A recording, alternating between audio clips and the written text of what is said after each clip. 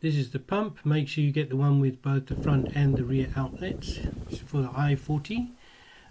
There's a bit of confusion about the fuse for this pump. It's actually on the windscreen wiper fuse, so if your wipers are working and the pump's not working, you need to replace the pump. Yeah, there's a couple of these little staple things that you need to take out. There's a few in the wheel arch and then there's a few underneath. I did jack up the car just to make sure that I could get under quite easily, because I'm not that young anymore. Anyway, then I bend the shield back and then you'll see the pump.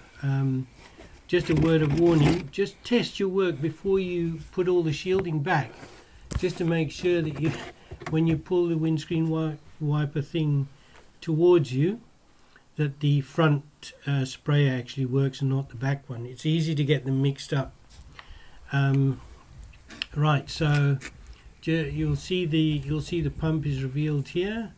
I'm just removing the plug. There's a little plug in the top. You just push right at the top of the connector. There's a little latch there. You just push it and it unclicks and pulls out quite easily. The pump actually just pops out. There's no screws, nothing. It just pops out of the rubber bung.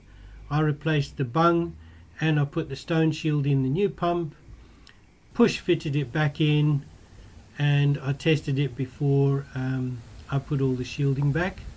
And then yeah, and then there you go, all done.